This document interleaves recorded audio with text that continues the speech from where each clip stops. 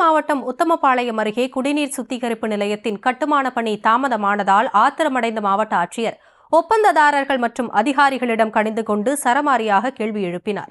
இதுகுறித்த விவரங்களோடு இணைகிறார் எமது செய்தியாளர் சத்யராஜ். முழு விவரங்களை பதிவு செய்யலாம். வணக்கம். உத்தமபாளையம் பேரூராட்சி பகுதியில் குடிநீருக்காக சுத்திகரிக்கும் நிலையம் கட்டப்பட்டு வருகிறது.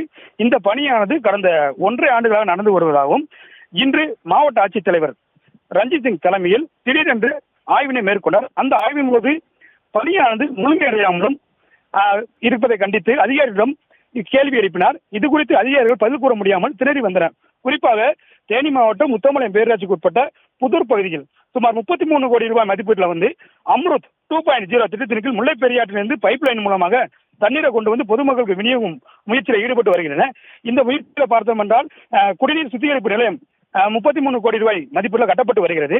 இன்று மாவட்ட ஆட்சித்தலைவர் ரஞ்சித் சிங் தலைமையிலான குழுவினர் திடீரென்று ஆய்வினை மேற்கொண்டனர். இந்த பணியானது அதிகாரிகளிடம் எப்பொழுது நடக்கிறது, எவ்வாறு நடக்கிறது, எவ்வாறான திட்டமிடல் உள்ளது என்று பல்வேறு கேள்விகளை எழுப்பினர். ஆனால் அதிகாரிகளோ மாவட்ட ஆட்சியரின் கேள்விகளுக்கு பதில் கூற முடியாமல் திக்கி திணறி வந்தனர். மாவட்ட ஆட்சியர் கூறுகையில், மக்களுக்காக நீங்க பணி செய்ய வேண்டும், இந்த பணியானது முழுமையடைய வேண்டும், கடந்த 1 வருடமாக இந்த பணி இப்படியே இருந்தால் எப்பொழுது இந்த பணியை முடித்துக் கொடுப்பீர்கள் என்று பல்வேறு கேள்விகளை எழுப்பினார். அது குறிப்பாக உங்களிடம் பலமுறை கூட்டம் நடத்தி பல்வேறு முறைகளை எடுத்துரைத்தும் கூட இந்த பணியானது சரிவர முடிவடையாமல் இருப்பது வருந்தத்தக்கதாக உள்ளது. மக்களுக்கான வேலை செய்யக்கூடிய அரசு அதிகாரிகளை மெத்தன போக்கில் செயல்பட்டால் எவ்வாறு மக்களுக்கு நீங்கள் சேவை செய்வீர்கள் என்று கேள்வியை எழுப்பினார். ஆனால் அதிகாரிகளோ மாவட்ட ஆட்சியர் கேள்விகளுக்கு பதில் கூற முடியாமல் இந்த செஞ்சுரம் சார் அப்படிங்கிற ஒரு மலுப்பலாகவும் எதுவும் பேச முடியாமலும் நின்று கொண்டிருந்தனர்.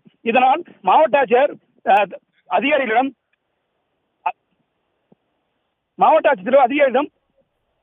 இந்த பணியை உடனடியாக முடிக்க வேண்டும் என்று கட்டளையிட்டு சென்றார். இதனால் அந்த பகுதியில் சிறிது நேரம் பரபரப்பு ஏற்பட்டது. விவரங்களுக்கு நன்றி சத்யராஜ்.